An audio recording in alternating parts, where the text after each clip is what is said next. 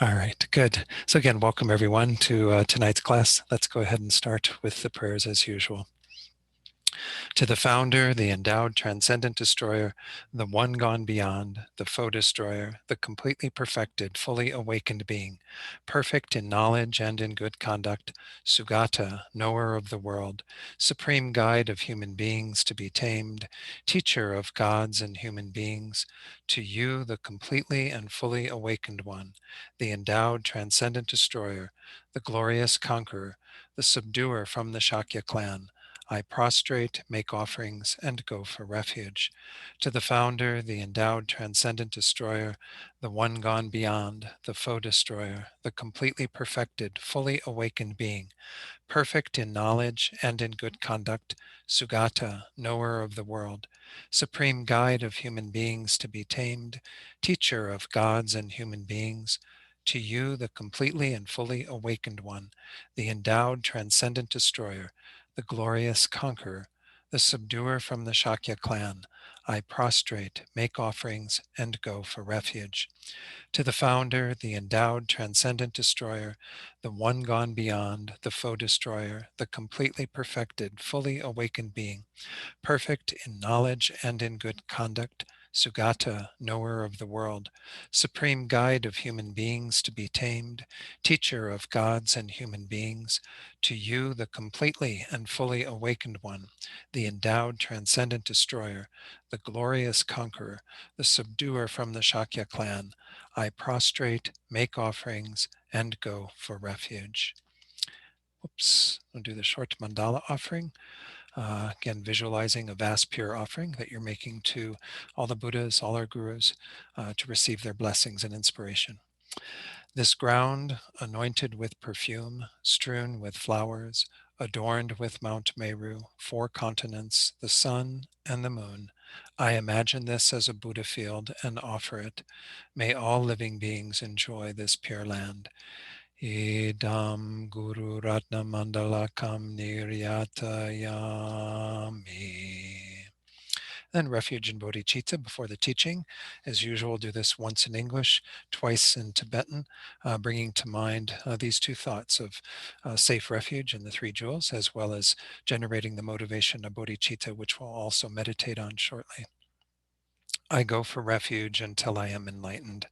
To the Buddha, the Dharma, and the Supreme Assembly, by the merits I create through listening to the Dharma, may I become a Buddha in order to benefit all sentient beings. Sangye chodang soki choknam la jangchu bardu dakni kyabsu chi daki chanyen gipe sonam gi dola penchir sangye drupar shok sangye chodang soki choknam la jangchu bardu dakni kyabsu chi daki chanyen gipe sanam gi dola penchir sangye drupar shok. Okay, let's do a short meditation as usual. First few minutes, just focusing on the breath to calm the mind a bit. And then after that, I'll come in and I'll lead you in a short reflection to set bodhicitta motivation. So I'll ring the bell to begin the meditation.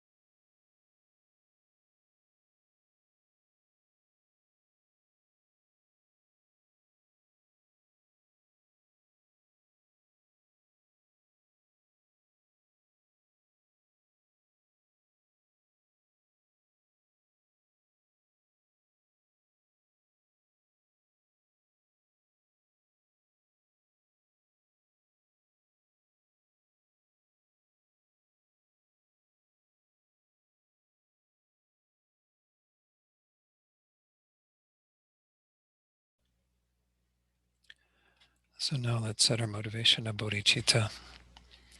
And to do this tonight, let's recall that earlier on in this series, I spoke about the two types of obscurations and how it is the bodhisattva's goal to remove the knowledge obscurations, those things that are within our own minds, those subtle imprints of ignorance that are giving rise to a dualistic appearance that is blocking our attainment of enlightenment, blocking our omniscience.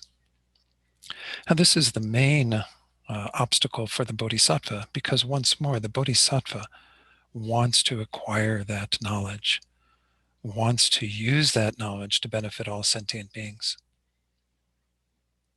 But as we saw when we went through those obscurations, it's not that the bodhisattva doesn't attain the freedom from the afflictions, the obscurations to liberation, but rather that their main goal is to remove even those subtler obscurations that keep them from benefiting others perfectly.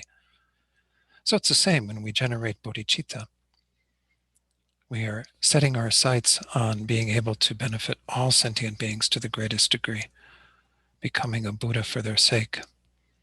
But it doesn't mean that our own welfare won't be accomplished by virtue of that.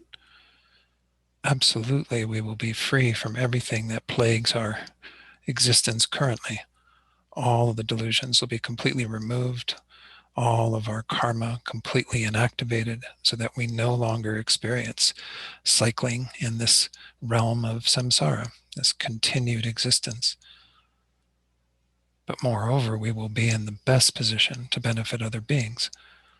So every time we set this motivation, we're doing it with what His Holiness calls being wisely selfish, recognizing that if we are actually to accomplish our own greatest welfare, we have to be focused on the welfare of others.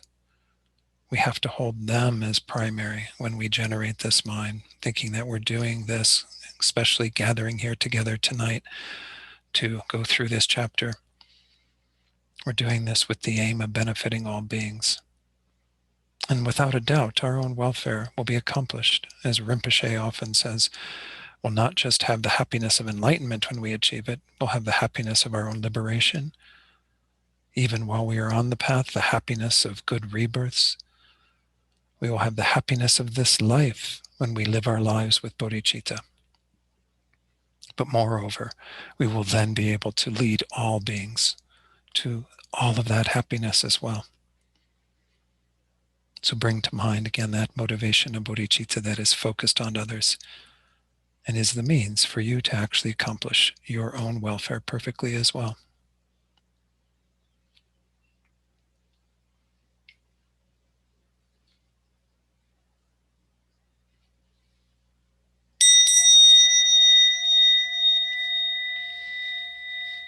Okay, it's good to see you all again tonight. We are working our way through chapter 9 a little bit slowly, but I'm hoping it'll speed up a little bit after tonight. Tonight there is a bit more material that I need to go through to kind of get us a bit grounded in this whole section on the two truths. In the last class, I introduced the two truths. And again, this is the sort of foundation for all of the Buddha's teachings, is to recognize that when it comes down to the world of phenomena, everything that exists, what would be called objects of knowledge, there are different synonyms for this, established bases, again, objects simply, not even just necessarily objects of knowledge, phenomena. These are everything that exists, and they can be divided into two categories. Either, if it exists, it is either a conventional truth, or what our translator, Venerable Fetter, is going to call an illusory truth. And we'll go into that in a little bit more detail shortly. Or it's an ultimate truth again being emptiness. So I'm going to talk a little bit more about these two tonight, but know that again, they're positive with regard to everything that exists. You have that conventional nature of it that is designated by a mind that's together with ignorance, and then you have its ultimate nature. That's why when we say in the Heart Sutra, form is empty, emptiness is form, we're not equating the two, meaning that they're utterly the same and identical. And we'll go into that a little bit tonight as well. But rather, we're saying that they are part and parcel of everything that exists. If you have form, you have the emptiness of form with it. If you have the emptiness of form, it requires form to be there in order for that emptiness to be established. So let's go into this in a little more detail, getting back into the slides. Again, there'll be an opportunity towards the end of the class for some questions, but if things come up during the class and you want to put them in the chat box, you're welcome to do that. So tonight we're starting from verse 2. We've only made it through one verse so far, but we'll start off right away by reciting that verse in a moment. So again, recall that this is the chapter 9 goes through verse 167. Within that 3 divisions of this chapter, explaining the chapter, we're in the second part now, just beginning the second part, the method of how to generate the wisdom realizing suchness. That in turn is divided into 3 parts, and we're going to cover over the next 38 verses the presentation of the 2 truths, which of course also involves some refutation of various things. Perhaps I'll talk about that a little bit later tonight. Within the presentation of the 2 truths, the section we're going to begin with has the actual presentation, and then there's some refuting of objections, which again goes into a variety of things that need to be refuted that are contrary points of view that would kind of try to defeat what it is that we're putting forward here, which is, again, according to the consequence middle way school, the Prasangika Madhyamaka school. So verse 9.2 is the beginning of this. We have the division into the 2 truths that's spelled out there. Then there's a separate outline that is just Gyaltsab Je's commentary. It doesn't have any verses associated with it from Shantideva. It's talking about how we define the 2 truths. And then looking at the person who's understood both, kind of identifying who that is among the sentient beings that exist. So let's go into verse 9.2. The concealer, the conventional, and the ultimate are asserted to be the 2 truths. Again, our text is going to use the illusory for the very first one, but there are a variety of names that we can give to that, depending upon who's translating it and what sort of connotations they feel need to be brought forward in the translation equivalent. Then the last 2 lines, the ultimate is not an object of utilization of the mind. The mind is said to be a concealer, but there's a very specific meaning to mind here.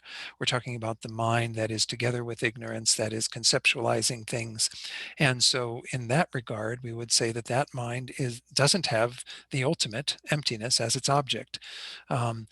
Rather, it is always working with those things that are concealed, because this is how things are established in the world, is through a mind that is together with ignorance. I'm going to share an alternate translation of this from the Padmakara translation group, their translation. And I just like the last 2 lines a little bit better because it does state it in a slightly different way. Mind is such a general term that you can't really interpret what that means. But here it says relative, which once more is another choice for the cult conventional truth, what's called Gunsop Denpa in Tibetan. And ultimate, these, the 2 truths, are declared to be. The ultimate is not within the reach of intellect meaning a little bit more precise, of like our intellectual conceptual mind that is sort of getting at things in our world. For intellect is said to be the relative. And so we'll get some more commentary on this from Gyaltsab Je.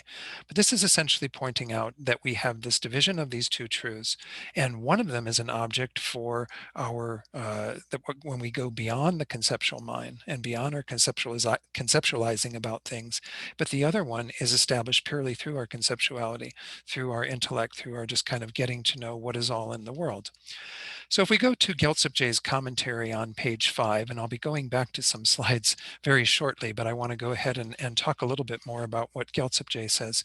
He quotes the Compendium of Trainings, which I don't know if this is Shantideva's Compendium of Trainings, or whether there's another one by Nagarjuna, but it quotes the Sutra of the Meeting of Father and Son, which says, the Tathagata comprehends thus the illusory and the ultimate, and exhausted the possibilities for that to be known into illusory truth and ultimate truth. So again, there are 2 different it's not that they're 2 different minds, because it's the same mind of a being that will eventually realize both of those truths. But within the mind of conceptualizing, the intellect, as we might call it, there is the designation of those things that are the illusory truth, the conventional truths. Whereas within the mind that is abandoning conceptuality, that is, well, not necessarily, because we can't actually know emptiness through an inferential cognition prior to a direct realization.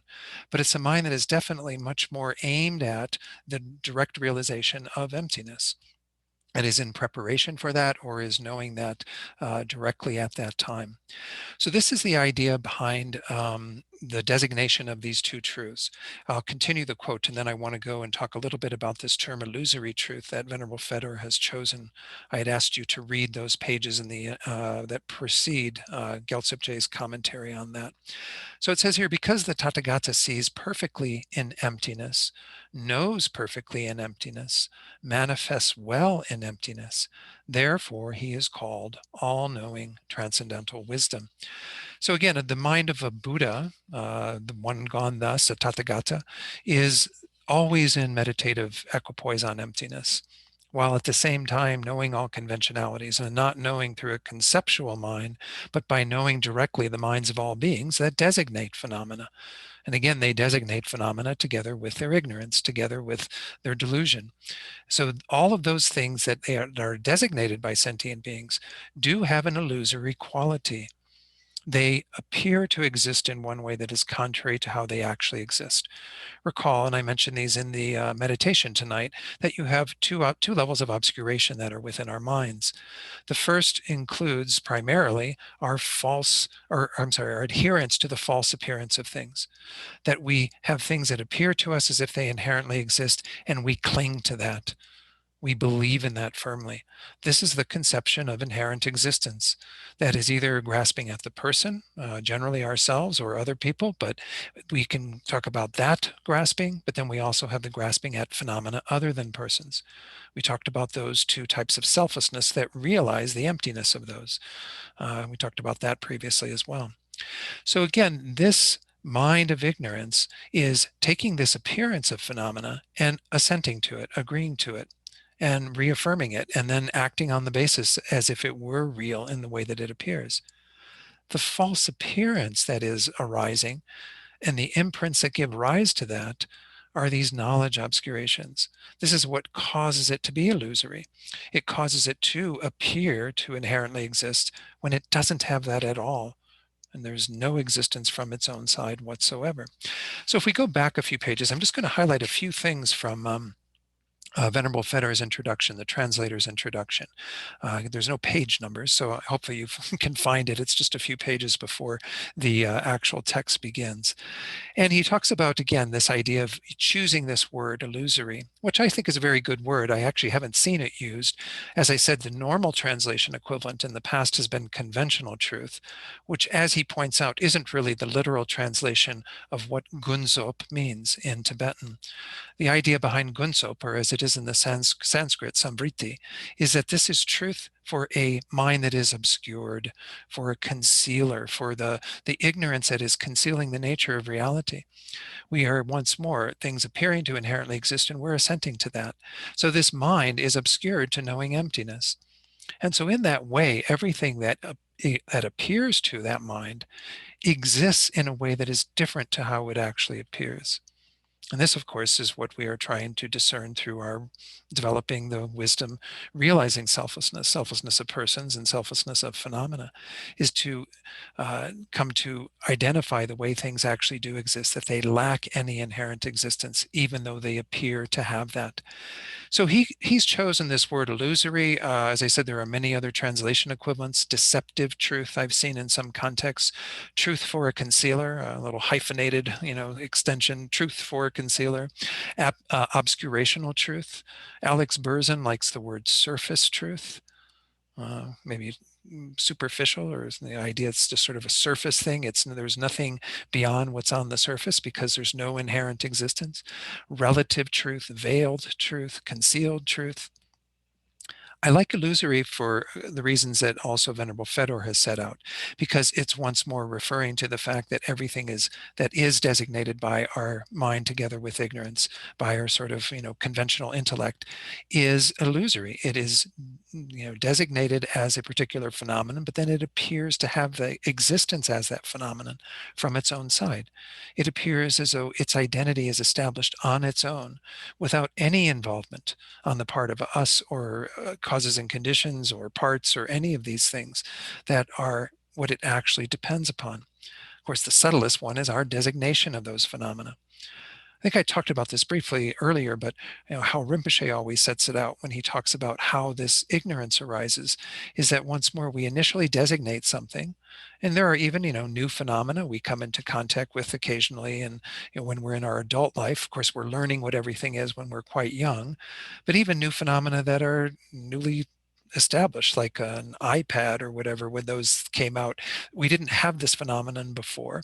But as soon as you learn that base appears before you, which are all the the screen and everything that's involved in the parts of an iPad, and you learn the title for it, the name for it, Apple says introducing the iPad, and then suddenly after you've learned the designation for that collection of stuff, it's as if iPad and the base become one. There's no longer any appearance that iPad is simply a label we're giving to this. The iPadness seems to come from the base, seems to come from the screen and all the little buttons and everything involved in it. So essentially, this is what occurs, is Rinpoche says the base appears and we designate it. Then as soon as we've designated, it's as if the designation becomes part of the base. And that is what we mean by this appearance of inherent existence. That then reflects back at us in a sense, because, and again, this is all happening within our minds. It's not happening out there. This is an illusion that's created within our own minds. The third step is that we then assent to that appearance. So the first step isn't a problem. If we simply were designating things and holding them simply as designated, we would all be fine. But we have this problem of the imprints of ignorance that give rise to that false appearance. It's as if, again, the iPad designation we gave and the base have become one. It's established as an iPad from its own side. And then every time we see iPad, we become even more convinced of that. We believe in it further and further. We never question it until we meet these teachings that show us that we have to begin to question this. Because of course, iPads, other things, as well as ourselves, these are all phenomena that we grasp at in that way, and then we get caught up in delusions on the basis of those. So this is what's going on, as Rinpoche says, in this sort of three-part process. Merely designated, but then it appears to inherently exist, and then we assent to that, we agree to that. So I like the term illusory because it's definitely pointing out how we do that. And we even do that with regard to emptiness. We begin to identify what emptiness is based on the thoughts that we are generating around it. But when it appears to us, it seems to be inherently existent, which sounds wild because, it's the absence of inherent existence. But we're doing this with regard to everything that is kind of together with our conventional mind. That's why when we get into the latter part of this verse, we're going to see that, again, when we talk about really recognizing how things lack inherent existence, this isn't an object of our ordinary conventional minds. This is something we actually have to train in very deeply to be able to get at that, because that truth isn't evident to us. It's once more a hidden truth, something that we have to go through an analysis in order to discern.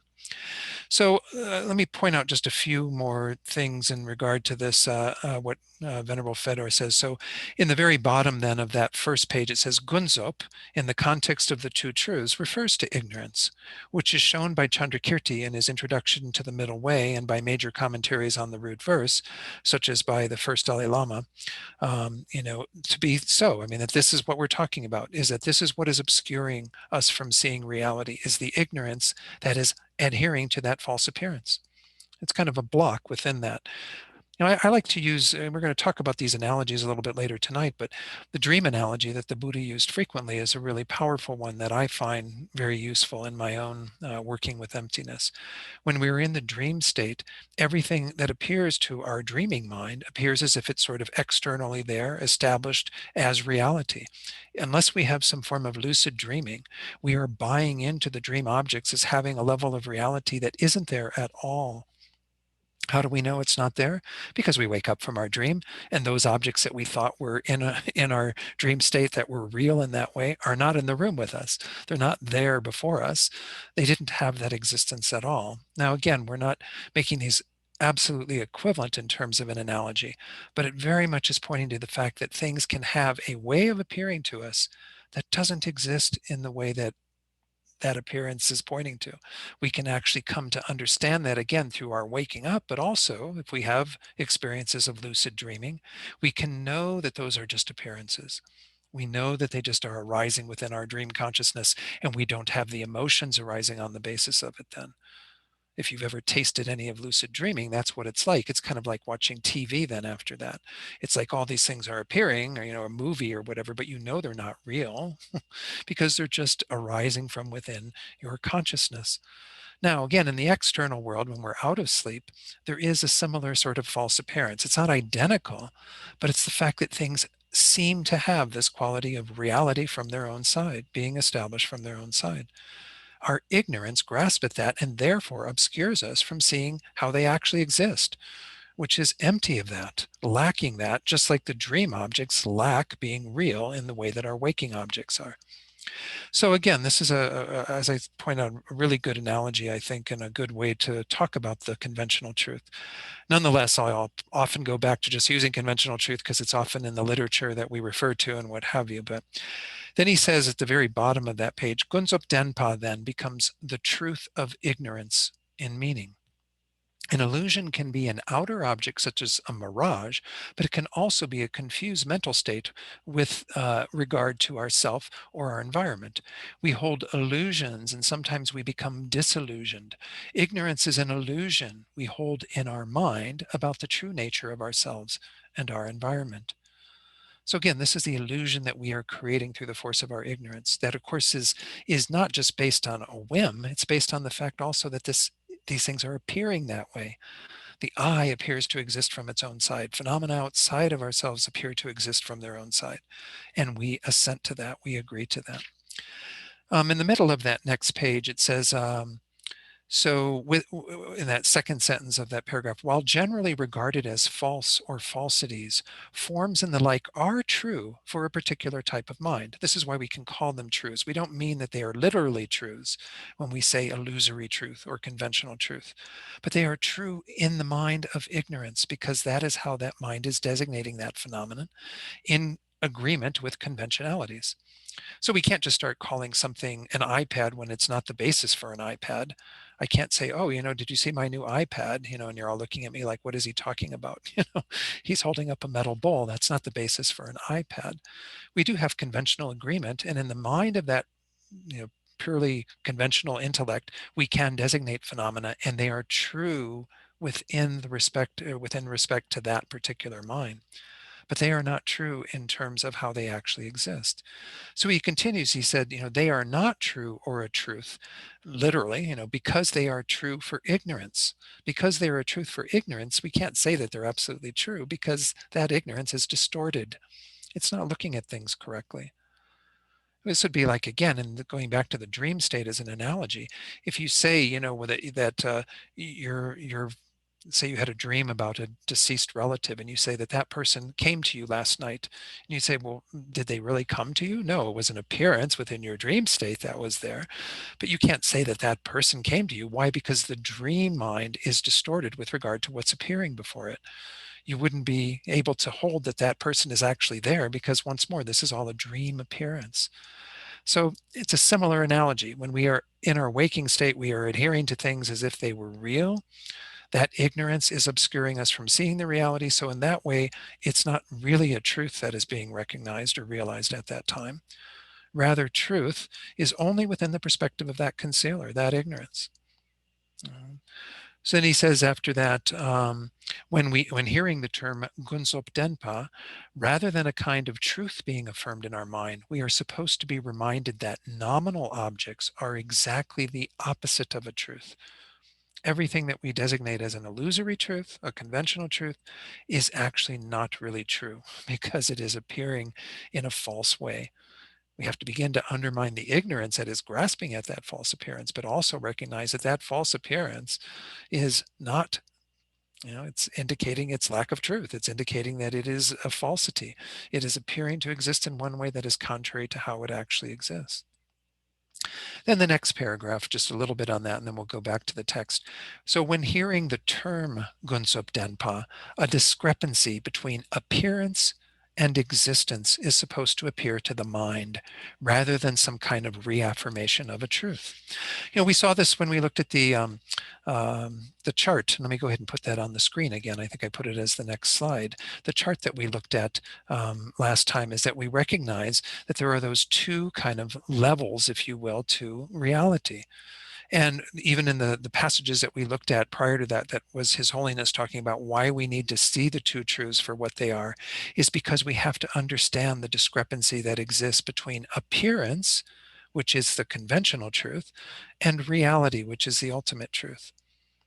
Now, that everything that is appearing to exist and that the conventional mind is designating, making nominally existent, again, that was the term that Venerable Fedor used, that sort of a nominal uh, object, a nominal phenomenon, those things don't exist in the way that they appear. That is their false appearance. There is an appearance of them to the mind of ignorance, but their ultimate reality is their emptiness, their lack of existing in the way that they appear. So again, that becomes the basis for, as I pointed out at the end of last week, us to be able to engage in conventional reality with the method aspect of the path, which is that one wing of a bird, which involves our practice of generosity and morality and all the other perfections besides wisdom. And then we have the perfection of wisdom practiced in the wisdom aspect, collecting that wisdom that is knowing how things actually exist, knowing reality. So we can work within the world of appearance to accumulate merit and do all the things we need to do, help sentient beings and so on. And then we understand the emptiness of those things, that they don't exist in the way that they appear. And this is the kind of complementary nature of the two truths, that they work in tandem. As I was pointing out earlier, everything that is established is together with its ignorance. I'm sorry, it's emptiness, together with our ignorance, my ignorance. Anyway, everything that is established is together with its emptiness, these two arising together, inextricably bound up. And then when we get to the result, of course, we have the form body of a Buddha, that is our culmination of our development of an accumulation of merit. And then the truth body, which is the accumulation of our wisdom. And these, again, too, are pointing to two different experiences. The sort of private mind of a Buddha, that is the truth body, that is their fully developed wisdom mind. And then the form body, which is the compassion manifest in physical forms that are an extension of the mind of that Buddha to be able to benefit other beings. So anyway, I just wanted to kind of tie that back into here, this idea of appearance and reality. So let's go back to our text, and then we'll get to a little bit more of a discussion of some of the points that are raised in here. So now we're back on page number 5. And after that quote from the Sutra of the Meeting of Father and Son, it says, then the explanation stating that the thought of the introduction to the Bodhisattva's deeds is that ultimate truth is not an object of knowledge, or that it cannot be known by any awareness, are wrong explanations. So there are some people who might look at this and say, well, that third line seems to be saying that the ultimate is not known by a mind, not known by an intellect. Well, then it can't be known. It's not really an object of knowledge. Well, this is so far from what the Buddha is presenting. This is not what is being established. In fact, it is a phenomenon, which is ultimate truth. Emptiness can be known. It is an object of knowledge. It's just it's not known by a mind that's together with ignorance, a mind that is obscured with regard to that reality. So then he goes on and says, the nature of the division is into the twofold division of illusory truth and ultimate truth. Although there can be different connotations to a division, here it is to be of one nature, but to be of different isolate. Now, I'm not going to go into a full explanation of what an isolate is meant to be, but it has to do with our ability to conceptualize things. And it's kind of a good word for it because it's a way that we sort of isolate a particular quality with regard to something. And I'll go into a bit more explanation of that with the slides in a moment. But the idea that they are of one nature is what I was pointing out before. When you have the conventional phenomenon that is established, such as a pot, and then the emptiness of pot, they're of one nature. They are together with the same object. That same basis that is designated as pot is together with the emptiness of pot, that there's no real pot on that basis. That pot doesn't exist inherently there. Those are always established together. The two truths are always arising together with regard to any particular phenomenon that is established. So they're of one nature, but they're not, again, identical.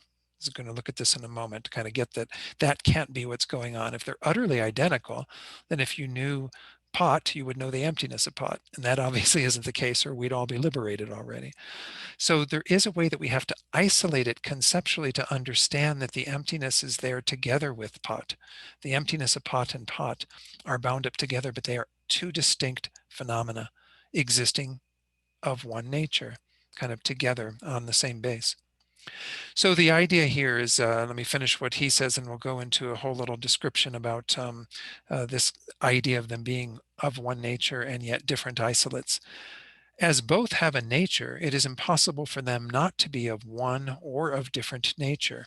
And the footnote on that says, there is a difference between saying one nature and of one nature. For two phenomena to be of one nature, they need to be two different natures or entities, two things that are sort of coming together, that are sort of established together. The two truths are not only two different natures, but two clearly distinct, mutually exclusive natures, which are yet of one nature. It gets to be a weird thing. You're just throwing in this little word of. But the idea is that they are together on the same base, but we can't say they are identical again. If we said that they were absolutely one nature, they were the same nature and completely identical, which again, this is Venerable Fetter's way of putting this out. I'm going to be sharing some passages from Guy Newland where he kind of does talk in that sort of language. But the idea is to not go so far as to think that they are utterly identical, because they aren't. You know, a pot, for example, is an impermanent phenomenon. It's got its causes and conditions, the clay that is made into the pot and the potter that molded it and the fire that, you know, was used to heat it and so on. All of those various things that gave rise to the pot. Emptiness of pot is a permanent phenomenon, meaning is not changing moment by moment. It is a lack of inherent existence with regard to the pot from the moment the pot is established until the moment the pot goes out of existence. And it doesn't change moment by moment, whereas the pot itself is constantly changing. So how could those be utterly identical? One's an impermanent phenomena, the other's a permanent phenomena. One changes moment by moment, the other doesn't change at all. So we can't say that they are utterly identical. That's what he means by saying they are one nature. Now, to say they are of one nature means that they are kind of abiding together. They come together and inextricably bound up with each other. We isolate out the conventional nature and call that pot, and then we isolate out the ultimate nature and we call that the emptiness of pot. But they're abiding there together. And when pot goes out of existence, as I just said, emptiness of pot goes out of existence.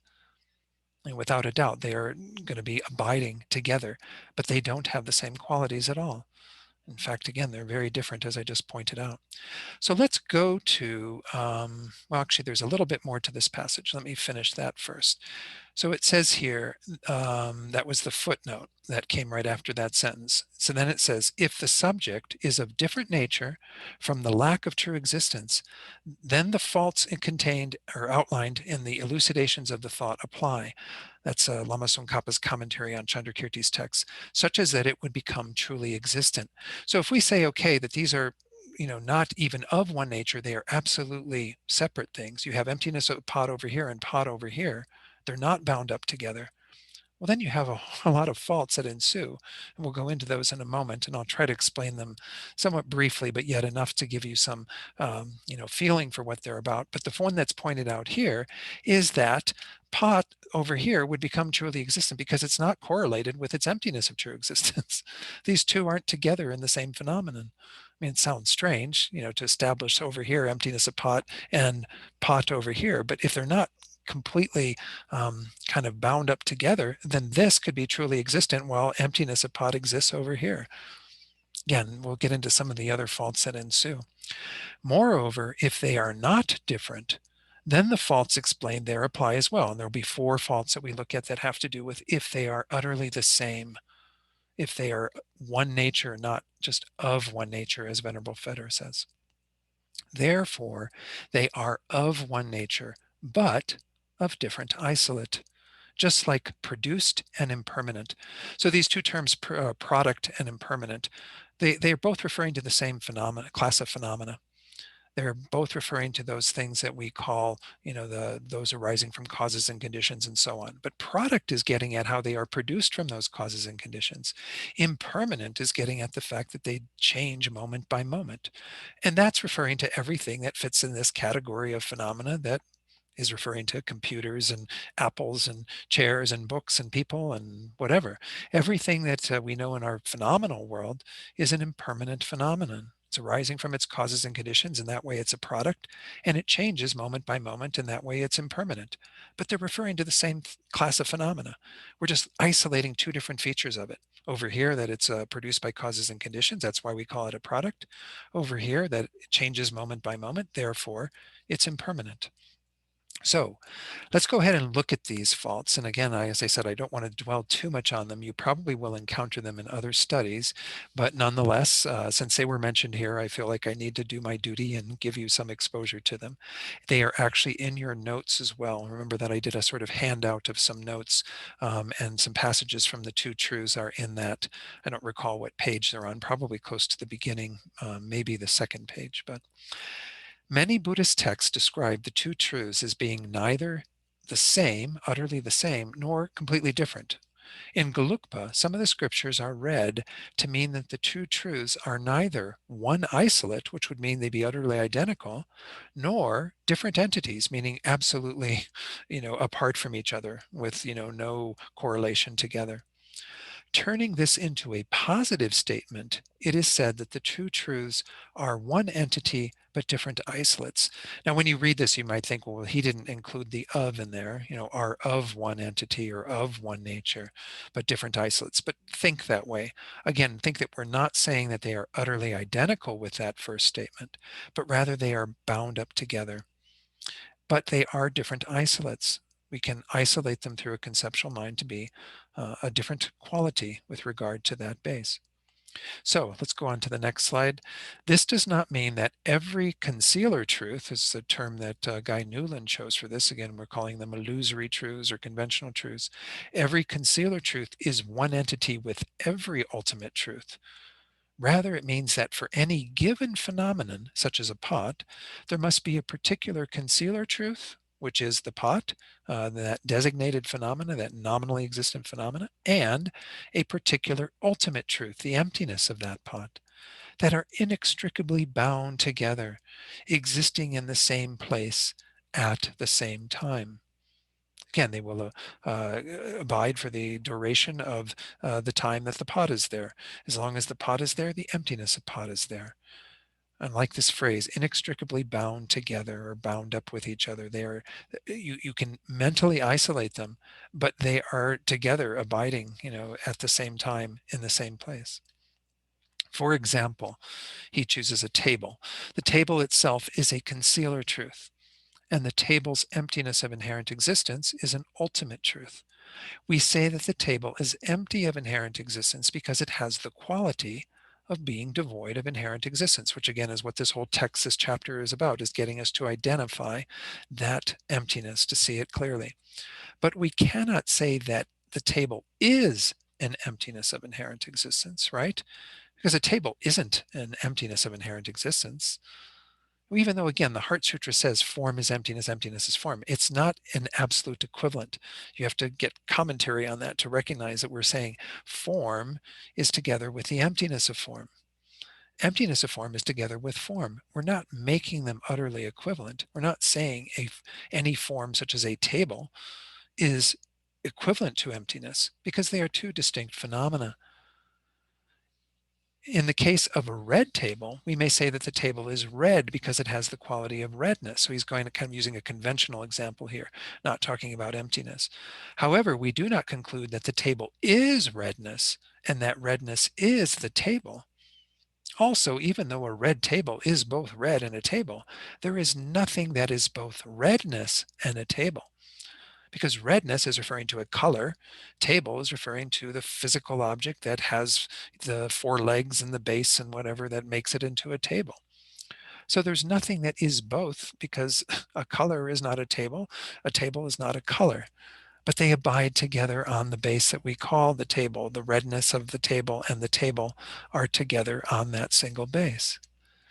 Analogously, a table's emptiness cannot be predicated to the table, nor can the table be predicated to it, nor can we find anything that is both the table and its emptiness.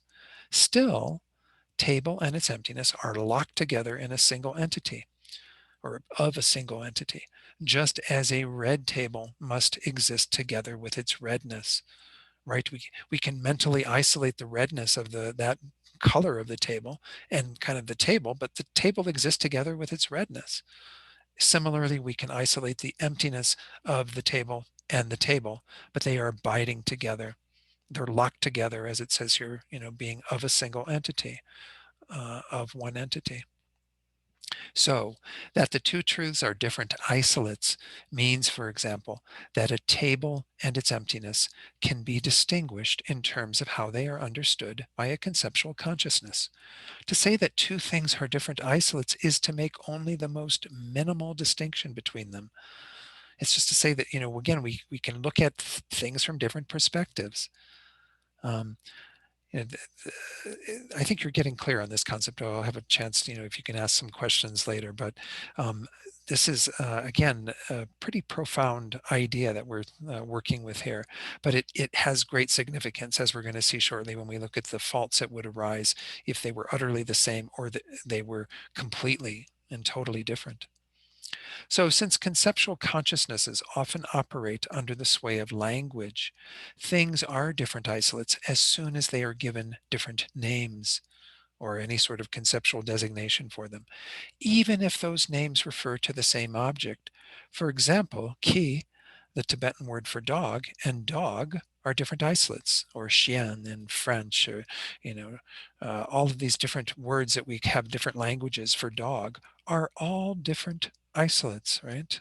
Different ways of approaching that base and giving it a particular name that is together with the language of the person that is designating it in that way. Since even equivalent mutually inclusive phenomena can be different isolates, such as dog and ki, or chien or whatever, the assertion that the two truths are different isolates is the very mildest statement of differentiation. However, as we have seen, Gelugpas also hold that the two truths are actually mutually exclusive and that they cannot be predicated to one another. So unlike ki and dog and chien and whatever, they are not all mutually inclusive, and that everything that is a ki is a dog and so on. Rather, everything that is a table and everything that is an emptiness, of course, are very different.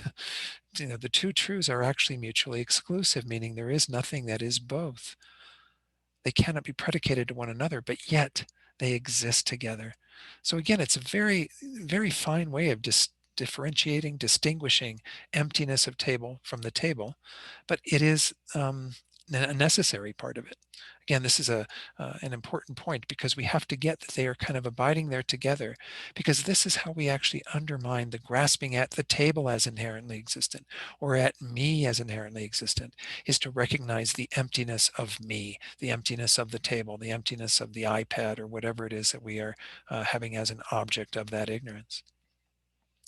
Any pair of equivalents, on the one hand, must be one entity in different isolates because equivalents represent different ways of looking at the very same things. For example, when one considers tables and so forth in terms of disintegration, they're changing moment by moment, one describes them as impermanent things. As I mentioned earlier, we had that in our text. Impermanent things are referring to those phenomena that do change momentarily, and they disintegrate, therefore.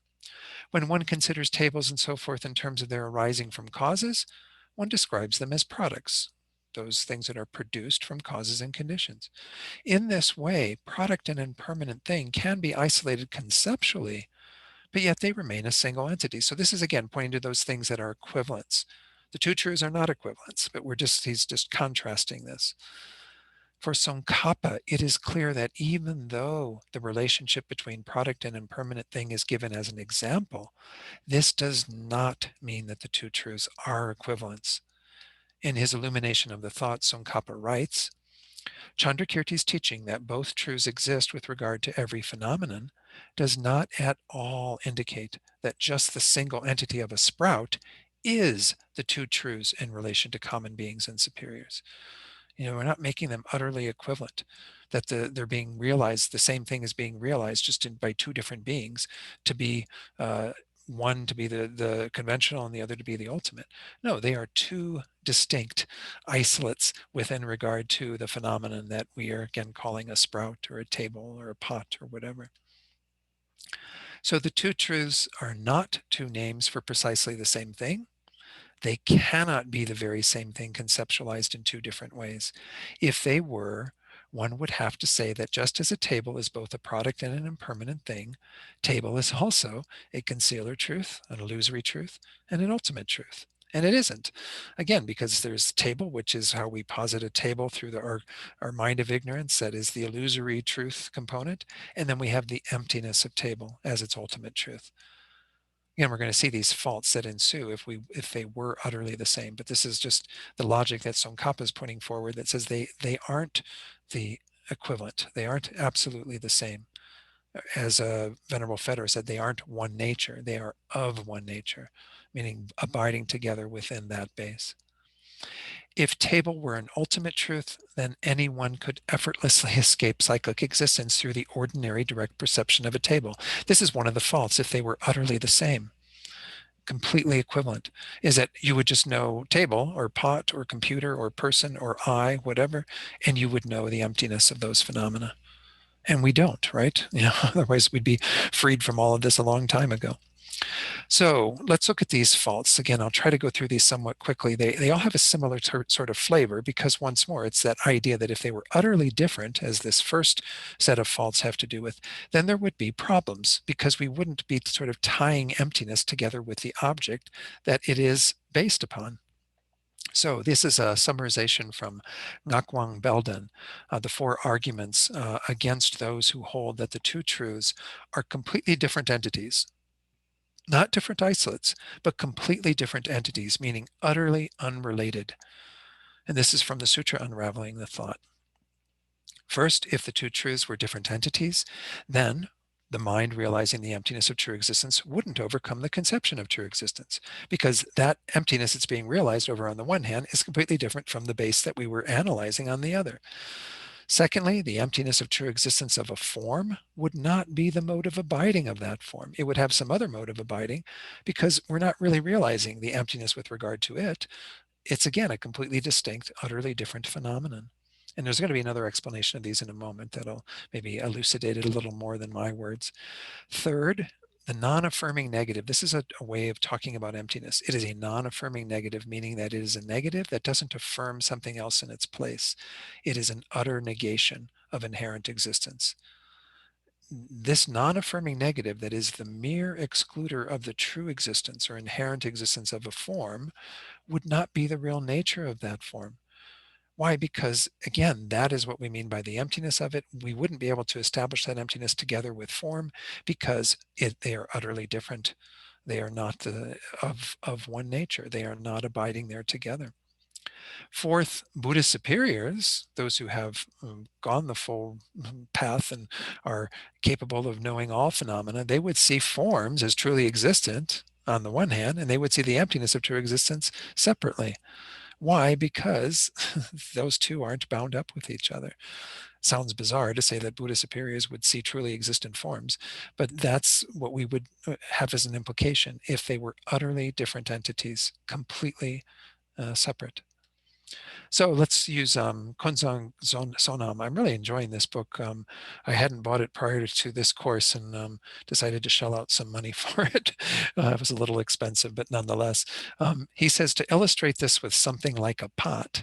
If a pot and the pot's emptiness of true existence were essentially different, then there would be four problems.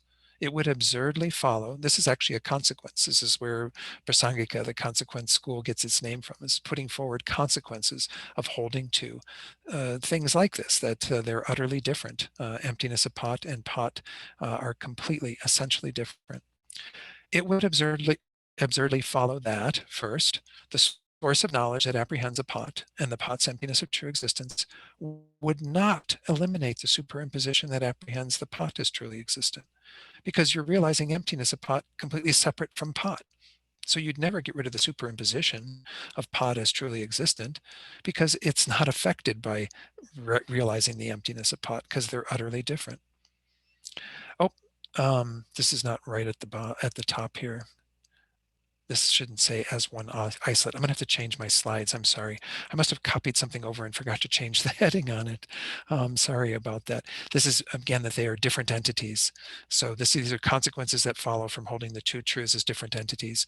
I have to change that on that. See, this was what we were starting with. That should be the same here. Sorry about that.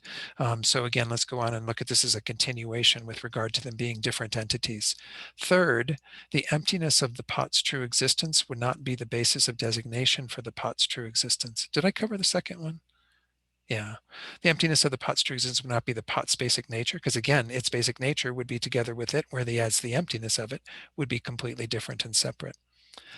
The emptiness of the pot's true existence, once more, isn't the basis of negation for the pot's true existence, because the pot's true existence isn't correlated or negated in any way by the emptiness that you would be realizing. That is a completely different entity.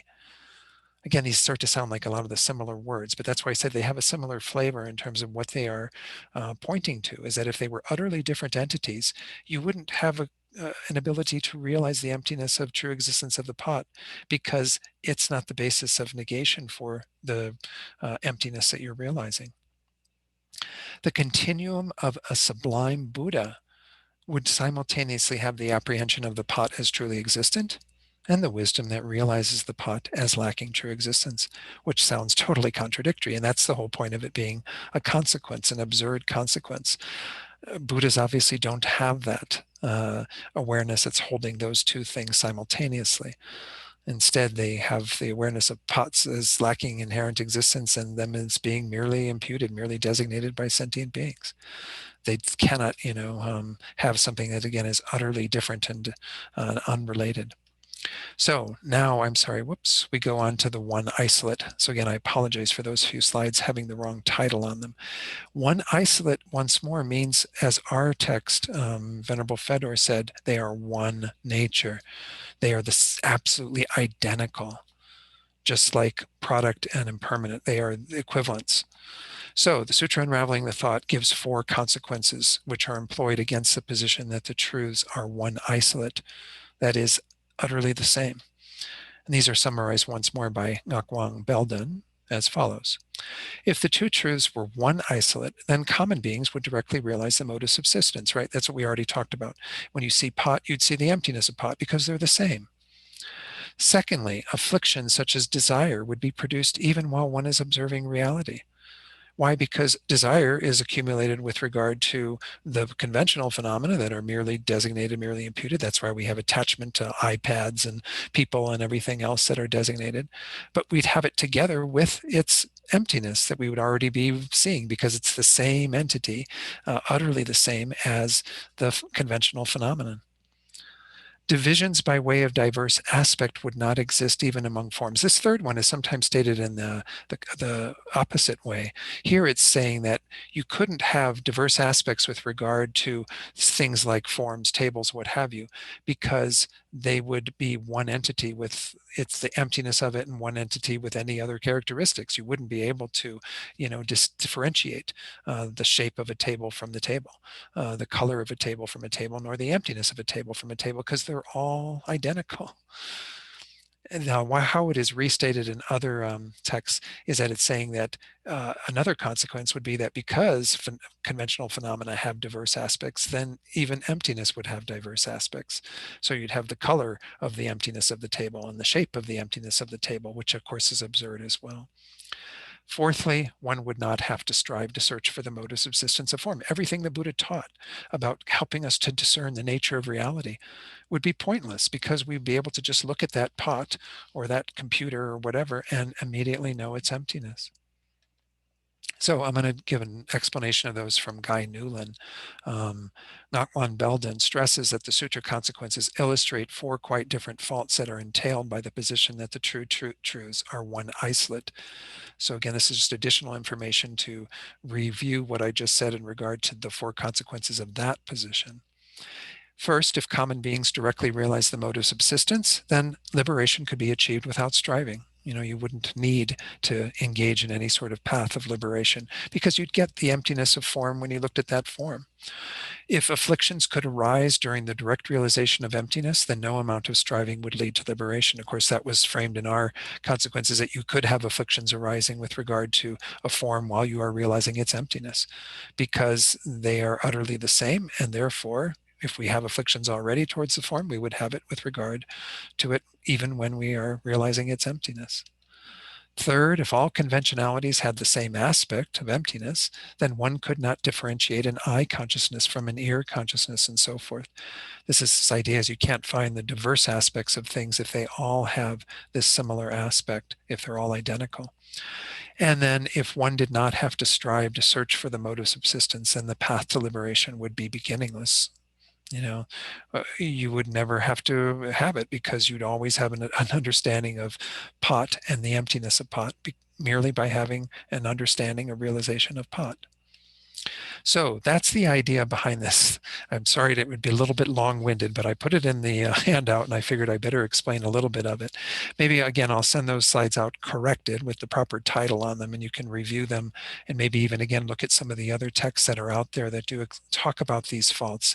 This is a very classic way that they look at those to help us to understand that, again, we are isolating two different qualities with regard to everything that exists, but they're not utterly the same, nor are they completely different.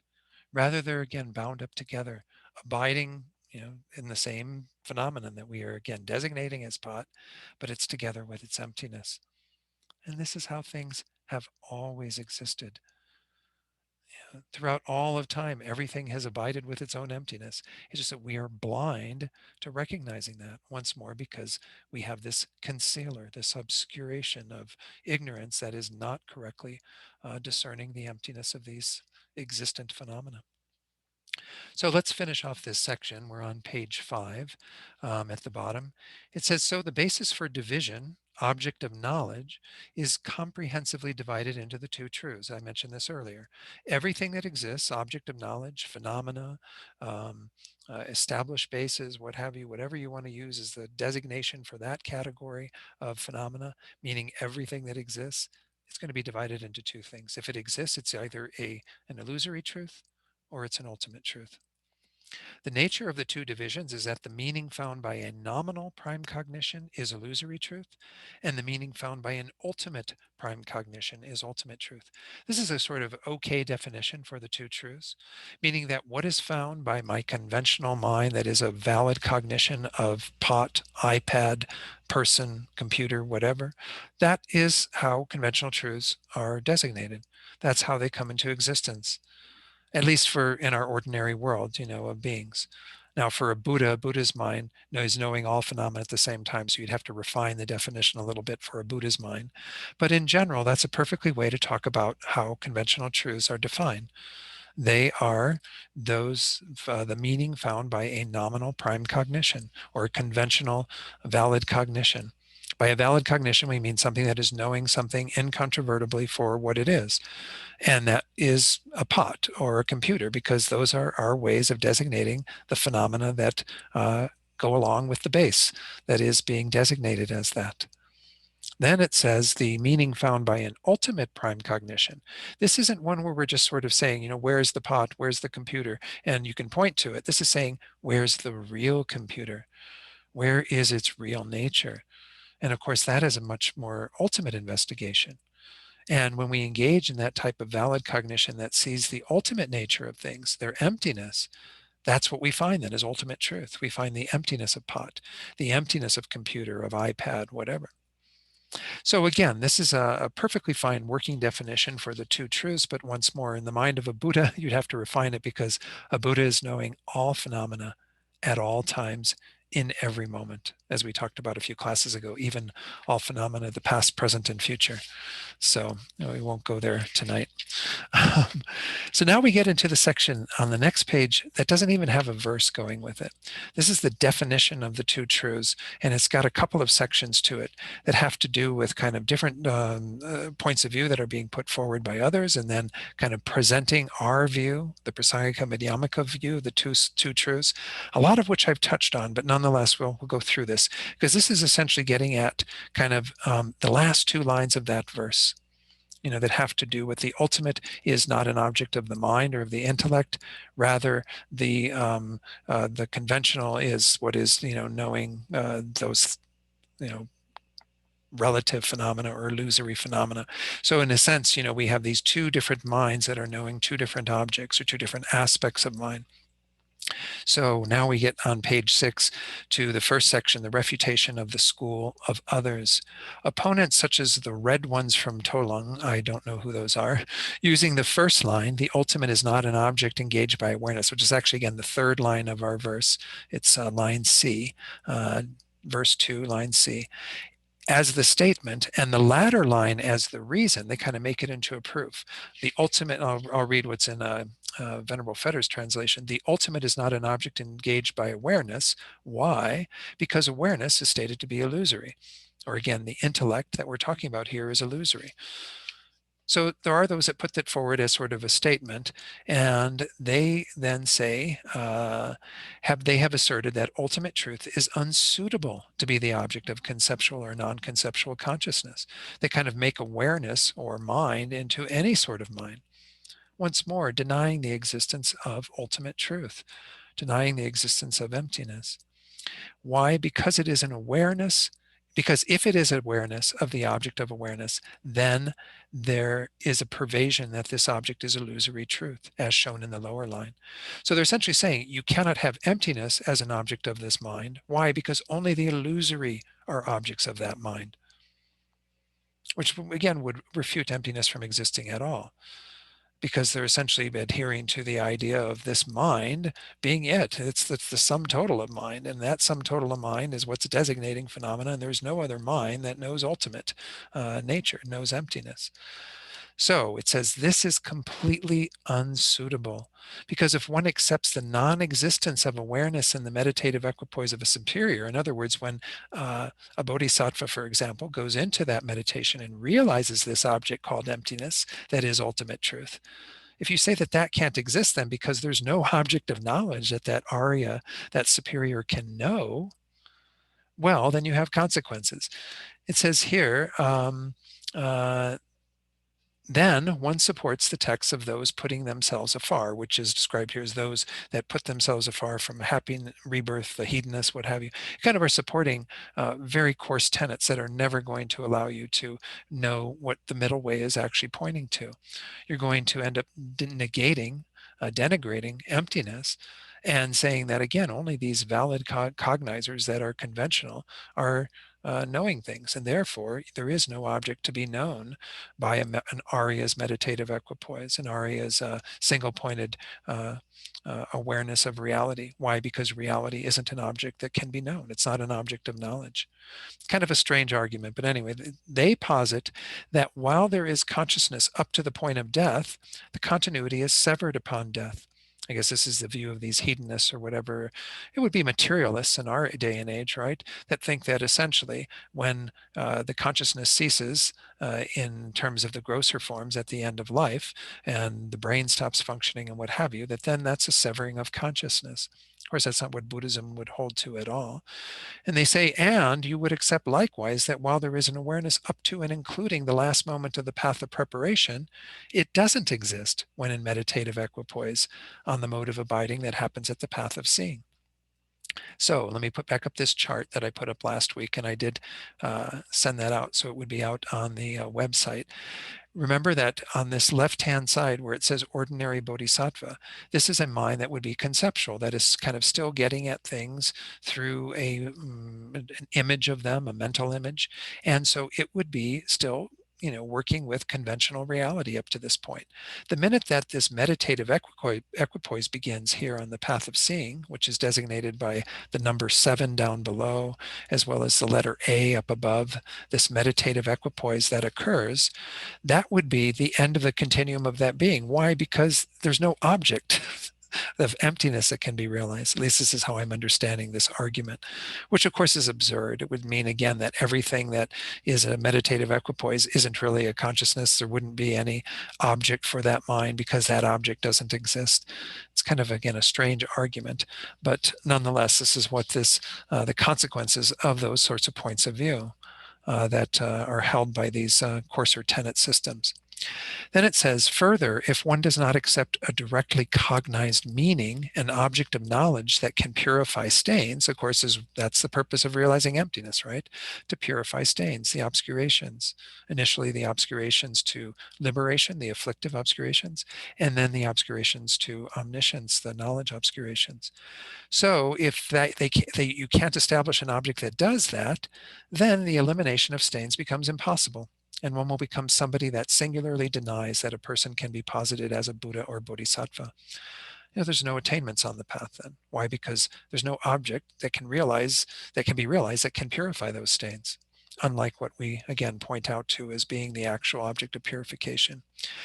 Then it goes on to say, if one accepts such a phenomenon, then to have ultimate truth as phenomenon, but to have no awareness that realizes it becomes a contradictory, illusory phenomenon itself. So again, you have to be able to establish there is both the awareness that realizes it and the phenomenon that is realized, the ultimate truth of emptiness. If one asserts that the ultimate is never comprehended, then since the ultimate cannot comprehend itself, it has nothing that understands it. Then emptiness would kind of be this phenomenon abiding on its own without anyone ever knowing it. Therefore, it really couldn't exist. Thus becomes baseless, he says.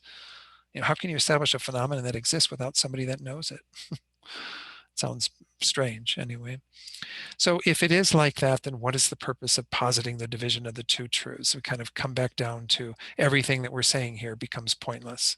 Because if you say that ultimate truths don't exist, emptinesses don't exist, only things within the purview of a conventional mind can be established, well, then you have a lot of problems that ensue. And again, this would be a misreading of these two lines. As I was pointing out, this is the last two lines of verse 2. The ultimate is not an object engaged by awareness. Why? Because that awareness is illusory. So essentially, it's not an object of any awareness.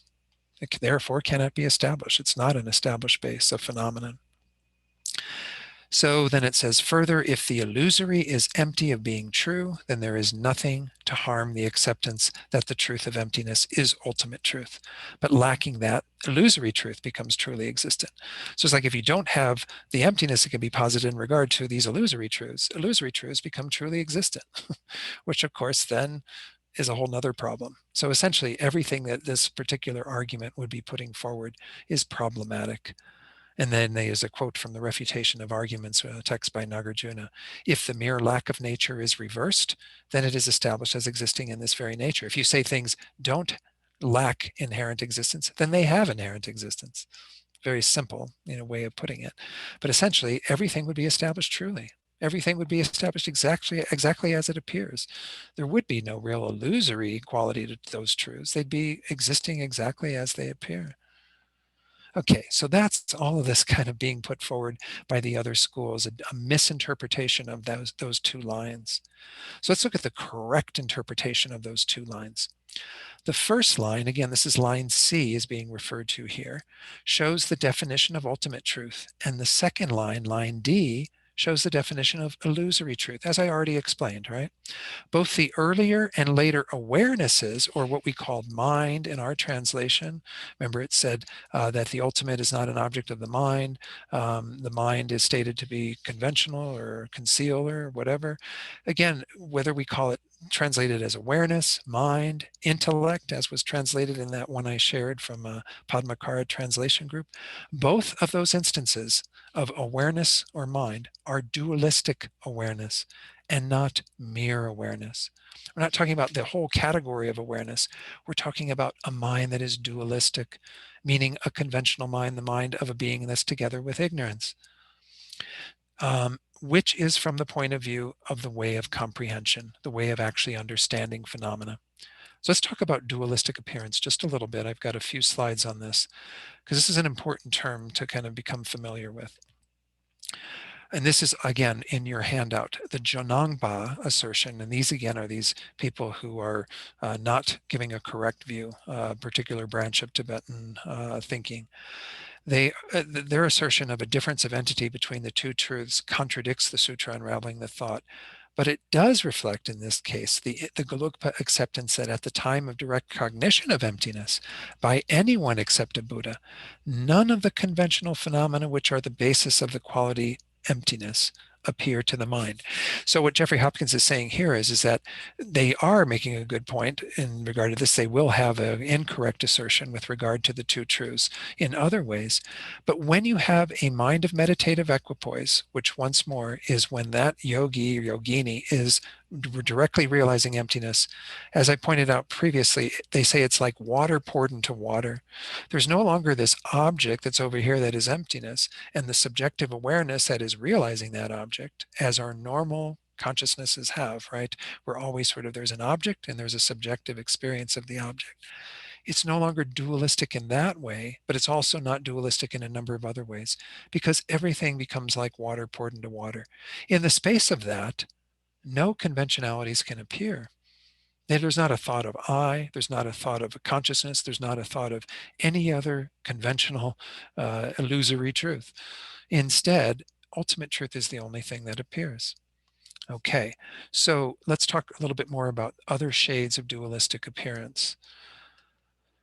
Jeffrey Hopkins also says then a direct cognition of emptiness is actually non-dual in 4 ways. Sometimes our text refers to 3 ways, but there are 4 that we could delineate in more detail. First, all appearances of inherent existence have ceased, right? Because say you're analyzing the I that generally appears to inherently exist, and you are realizing the emptiness of inherent existence of the I, well, then the appearance of inherent existence can't be there because you have negated it with this, again, direct realization, this very powerful wisdom. Secondly, all appearance of conventionalities have ceased. That's what was being pointed out here, was that you cannot have conventionalities appearing. Why? Because only emptiness appears to the mind in meditative equipoise. Third, all appearances of subject and object have ceased. As I pointed out with this water poured into water, there's no longer any delineation of the subjective awareness and the object emptiness that is being known. Instead, they merge into one. Fourthly, all appearances of generic images, conceptual meaning generalities. Remember, I've mentioned those before. That's how we initially know emptiness, is as a generic image, an idea of it. And that eventually falls away and we know emptiness directly. Well, then it's gone. It's absent. It has ceased. You no longer have any appearances of generic images. So going back to our text, when we say that this is a mind or awareness or intellect that the ultimate doesn't appear to, but that mind is involved in creating the illusory, designating the illusory, we mean a mind that has these dualistic appearances. Inherent existence is appearing. Conventionalities are appearing. The distinction between subject and object is there. And there are generic images with regard to our conceptual understanding of things. That's how we get involved in designating things, is having an idea of what they are, a meaning generality that we give and establish with regard to those phenomena. So going back to our text then, this is what was meant towards the bottom of page 6, where it says the earlier and later references to an awareness or mind are dualistic awareness and not mere awareness, which is from the point of view of the way that we are comprehending things. When that mind is together with all those varieties, those 4 different ways of dualistic appearance, that is what we're talking about. The mind, the ultimate cannot appear to that mind because of those dualistic appearances. Only the illusory, the concealer truths can appear. So then it says, then it has to be related like this. The example, the lack of inherent existence of the person and the aggregates, exemplify ultimate truth and do not become an object of engagement of the awareness that is a prime direct perception comprehending them, meaning the kind of getting at the lack of those, and again, the emptiness of those. And the qualification here is explicitly by way of them appearing in a dualistic manner. Okay, so what it's saying is when you are talking about this ultimate truth, it cannot be appearing with a mind that's together with that dualistic appearance, because that blocks it from being known explicitly and being known directly. Without this dualistic appearance vanishing, you never can have the mind knowing the ultimate in that way that it actually exists. Now, does this mean that you cannot know emptiness at all through some sort of conceptual understanding of things, some form of dualistic appearance? No, we can know it indirectly, implicitly, inferentially, but we are not knowing it directly for what it really is. Because when it appears to a dualistic mind, it's together, as I pointed out earlier tonight, with the appearance of inherent existence. It sounds outrageous that emptiness appears to us to inherently exist, but when we are conceptually thinking about it, it has no other way of appearing. Because all phenomena are appearing to our conventional awarenesses, our dualistic minds, together with that false appearance. So again, this is just talking about how when we use that reference in that third line to say the ultimate is not an object of awareness or mind, we mean that it cannot be known explicitly by a dualistic mind, by a mind that has that dualistic appearance. However, they are known by the prime direct perception comprehending them. It's still, you can have a non-dualistic mind free of that dualistic manner that can know emptiness explicitly. But if it's together with some form of dualism, it cannot be known as it is. Again, that's all that it's saying. There's a lot of these passages in this initial section that take a lot of words to explain them. But let me see if I can finish this off, because I'm not going to cover these last two paragraphs. That argument just gets a little too off base. So it says, it is like stated in the introduction to the middle way, Chandrakirti's text, mistaken identities such as hairs and so forth, imagined due to defective faculties. So if one has some impairment to the eye, cataracts, what have you, that cause a false appearance of things that are not actually there, floating around in the space around you. Similarly, to pure eyes seeing their nature, one should know suchness here. Those people who don't have the fault of the cataracts and so on, that can see that those things aren't out there, or even your own recollection that they weren't there before you had that impairment, you would know that those are a false appearance. So again, this is what we are talking about with regard to the realization of suchness, is that all of these sort of false appearances that are part of our dualistic appearance can be known as false by realizing suchness. The examples of the person and the aggregates are called illusory truths because the awareness that is a prime direct perception, realizing it explicitly, has to do so in a dualistic manner. For us to get at pot or redness or whatever it is that we are knowing through our conventional awareness, we do have to do it with a dualistic mind. That's how all of the conventional phenomena, all illusory truths, are established, with a mind that is dualistic, that has the appearance of inherent existence, has the appearance of conventionalities, and so on. Then it says, one should become acquainted with a more elaborate analysis of this from the commentary on Introduction to the Middle Way, Chandrakirti's text, composed by J. Rinpoche himself, which again is called Illumination of the Thought. There's a brand new translation, I mentioned this previously, of that by Thupten Jinpa that just came out from Wisdom. Therefore, the need to know thus in detail the detailed definitions of the two truths pervades also the two transcendental wisdoms of a Buddha. This is so because, although the transcendental wisdom of a Buddha, knowing suchness, understands the world of multiplicity, the diverse phenomena, and the transcendental understanding of the world of multiplicity, the diverse phenomena that are conventional truths, understands suchness, the understanding of suchness is like water into water, and the understanding of the world of multiplicity is still in a dualistic manner. So for the Buddha, again, this mind of a Buddha that realizes all phenomena, that has developed omniscience, where both truths are appearing simultaneously, we can still say that those two phenomena are known in two different modes. Emptiness, ultimate truth, is known directly through no medium of a generic image or anything. It's like water poured into water. But at the same time, there is a form of dualistic appearance with regard to conventional phenomena, illusory truths. Not the full range of dualistic phenomena or dualistic appearances. Otherwise, we'd have a fault, right? If the dualistic appearance of inherent existence was there, well, then that would mean the Buddha never removed the stains of those, and they didn't attain Buddhahood then. So let's look at just a little bit commenting on this, and then we'll conclude for tonight. Here I'm quoting from the Middle Way review class notes from when I was in the master's program. An omniscient consciousness can operate in both a dualistic and a non-dualistic manner. And this is simultaneously.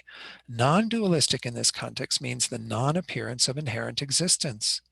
Lama Tsongkhapa is saying that the dualism referred to here is the distinction between subject and object. So it's non-dualistic in terms of no appearance of inherent existence, but it's still dualistic in regard to a distinction between subject and object. So again, it's not the full-fledged dualism that we're all dealing with of an appearance of inherent existence and what have you.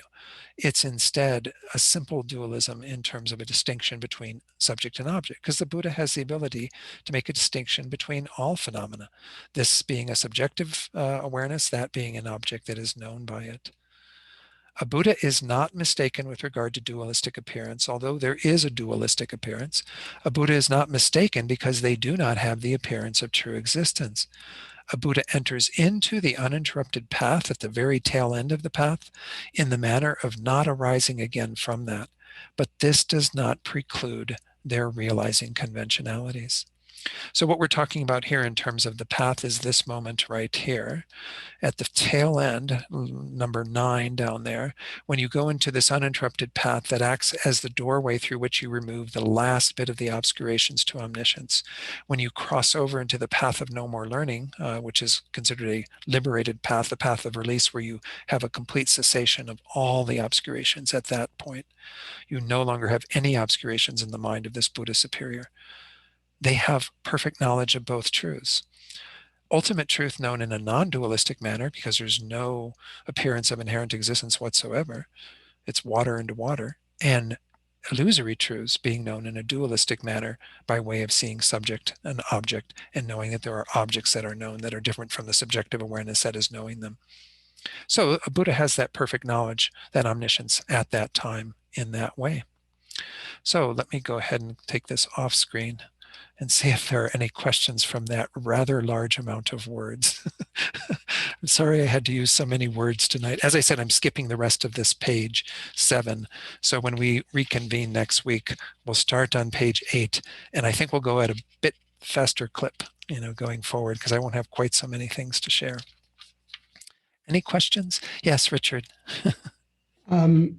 First of all, thank you very much, Don, but I have to say I may need to listen to it again because a couple of little nuances might have escaped.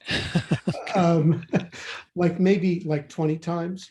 I may need to listen to it again to see if I said everything correctly. But anyway. But I did have one question right off the bat, and joking aside, I will listen to it again because it was kind of mind-blowing, and I do want to try to understand it. But the one question I have now is that I'm not sure I fully understand how the emptiness of a pot can be permanent. And if I melt a pot and create a group of spoons out of it, the pot disappears. And the emptiness, there's no more emptiness of the pot because there's no more pot. Likewise, if the pot is changing every moment, then the emptiness of the pot has to be changing every moment because you're having different pots at every different moment. So I'm not sure how the emptiness of a pot can be permanent. It seems if somehow or another the emptiness cannot exist. The emptiness of a pot cannot exist without a pot. If the pot goes away, the emptiness has to go away. Well, again, we don't deny that the phenomena that are the basis for emptiness, such as the pot, are changing momentarily, because that's what makes them an impermanent phenomenon, is having that quality. But nonetheless, that changing, we still call that the continuity of a pot. All right. We don't designate. I don't say, oh, now I've got a new bowl on my desk. I don't redesignate this as bowl. I've designated it as a bowl, and that's again the only way that bowl exists.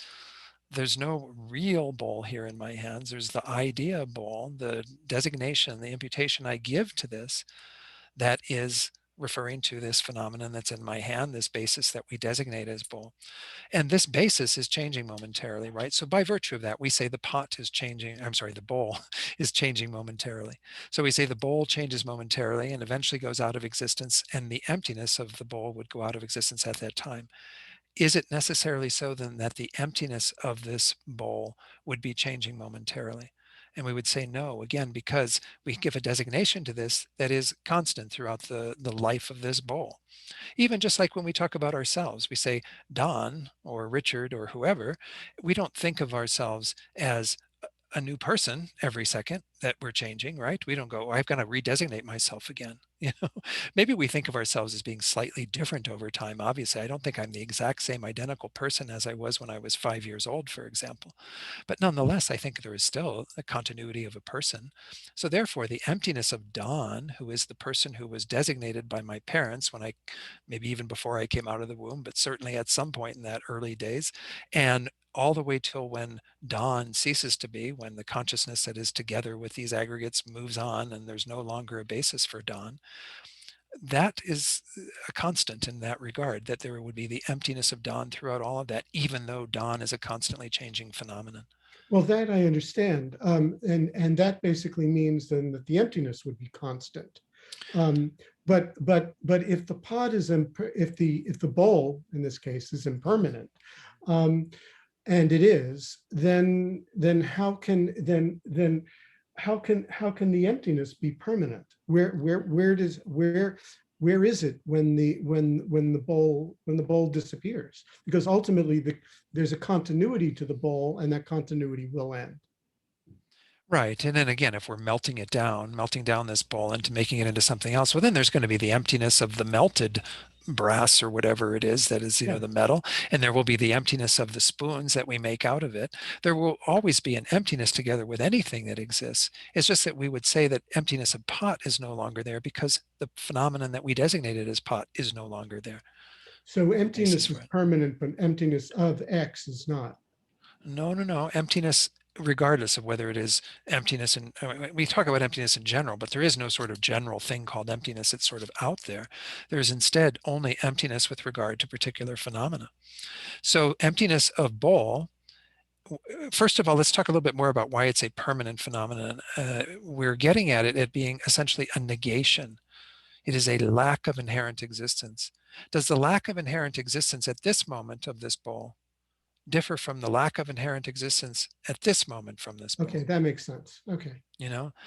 When we start talking about things that are negations, the other things that are permanent phenomena are things like uncompounded space, which is an absence of obstructive contact.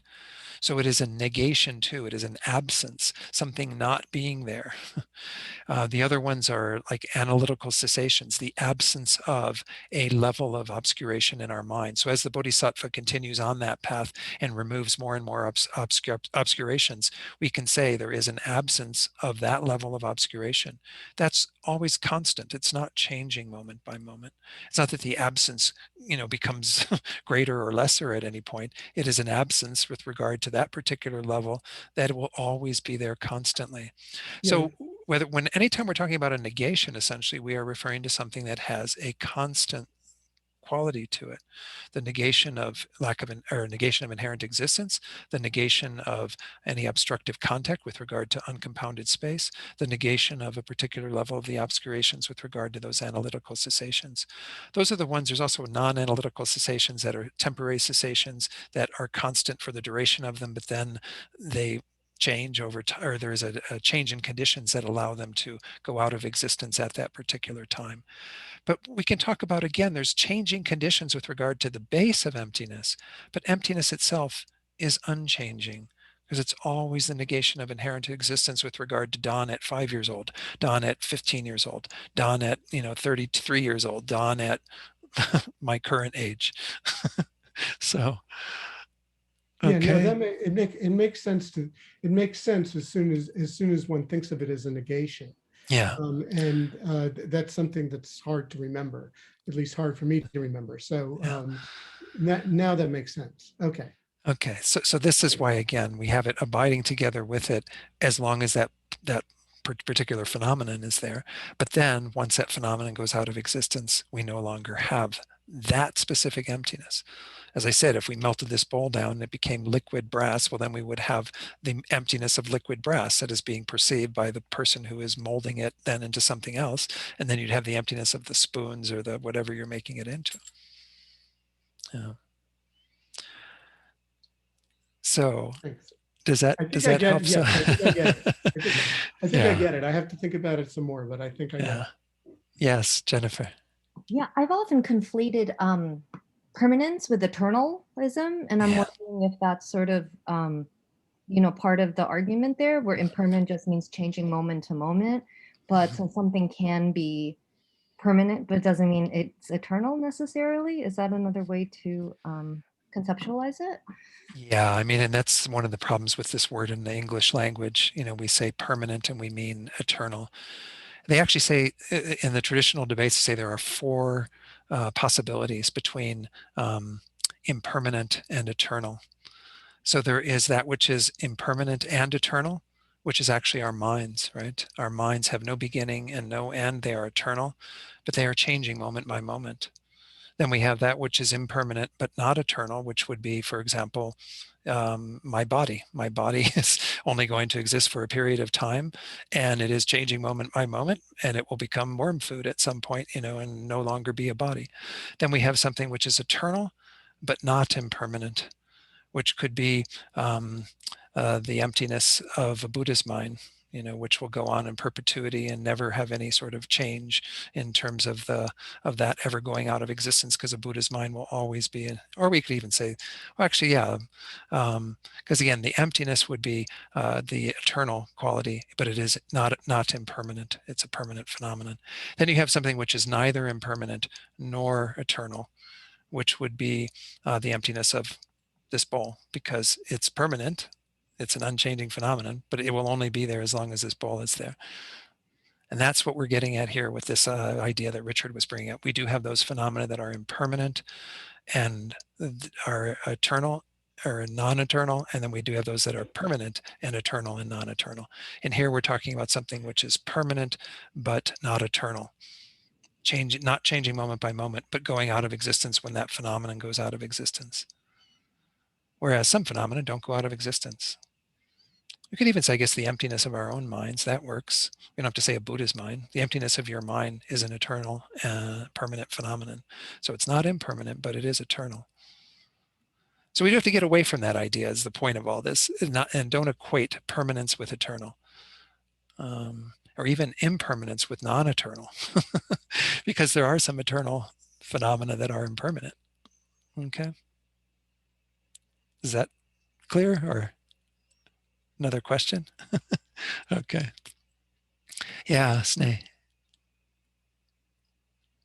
I'm not sure I'm formulating this correctly, but I was thinking of negation. And so when we talk about realizing emptiness, so when we do analytical meditations, I go through the sevenfold chart analysis, that I can do, but then it's sort of you're working your way through like a direct realization of emptiness. And then I always think, but that's a negation. Like, how does a negation appear? Or that's why they say that at that level, when we talk about the phenomenon that is emptiness, it's no longer a generic image. An idea of emptiness is inconceivable. They often talk about it in those terms. It's hard for us to put a concept around that. The Bodhisattva, as they're working their way up through the path of preparation, they get to the highest level of that just before realizing emptiness directly. There's this veil of kind of discerning emptiness as something out there, the subjective awareness of it. It becomes very, very thin, but then it eventually falls away, and there's that direct realization of it that is indescribable, inexpressible.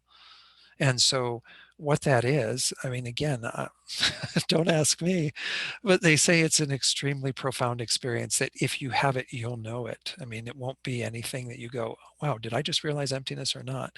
It will be so profound in terms of what you have, the tunnel you've gone through to the other side, where you have that direct awareness of that truth.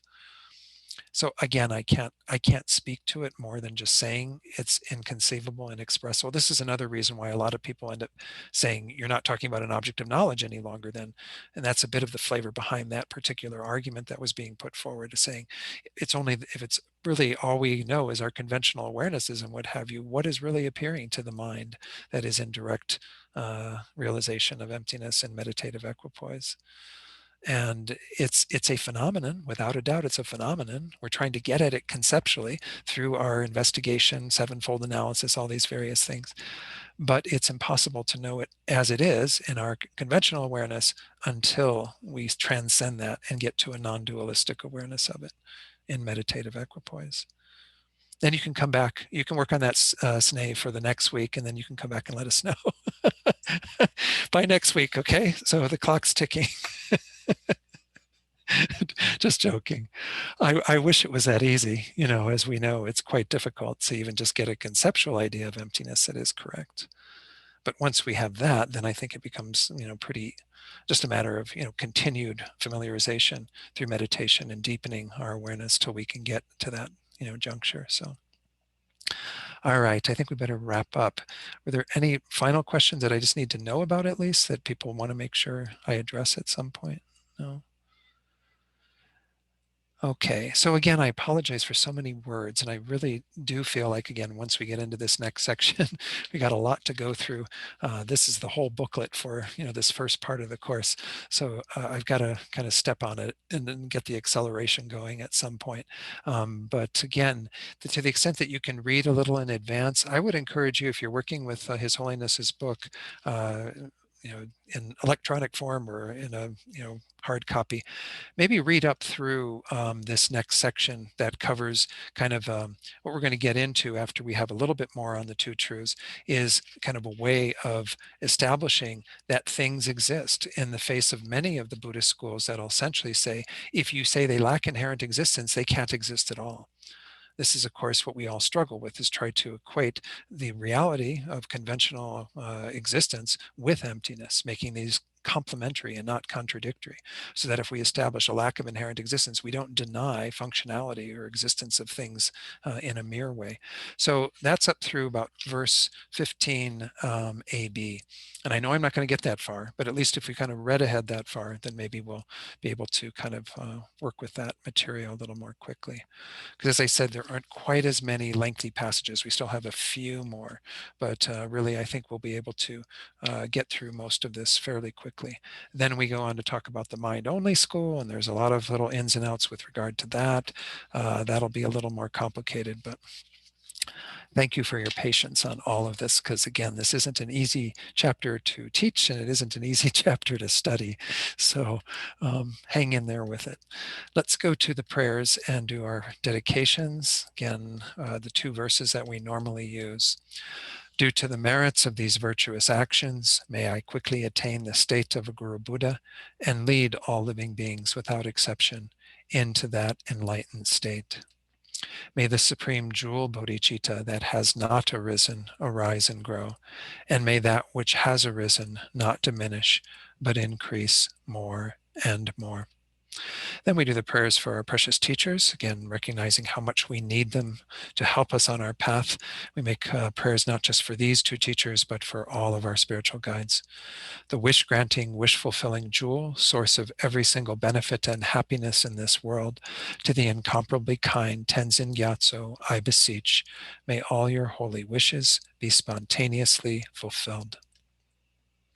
You who uphold the subduer's moral way, who serve as the bountiful bearer of all, sustaining, preserving, and spreading Manjunath's victorious doctrine, who masterfully accomplish magnificent prayers honoring the three jewels, Savior of myself and others, your disciples, please, please live long. Then lastly, as usual, dedicate for all those beings that you're holding in your heart right now, whoever they are, whatever is going on for them, may they be free of that suffering through what we've done here tonight, and find all the causes that will lead to true peace and happiness. And may all beings find that absolute peace through what we've done here tonight. Okay, thank you all so much again for hanging in there. And again, whatever reading you can do between the classes, I think will help. And even just to go back and if you haven't read some of these, read over the sections that I've taught on. They're maybe not as extensive in some of the texts, but nonetheless, it'll give you a kind of a way of helping this to settle in your minds. And I will have the homework and all of that probably tomorrow for this. So it'll get posted out on the Shantideva site within a day or two. So.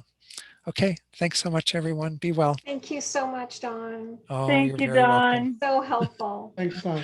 Okay, let Thank you, me Don. Bye.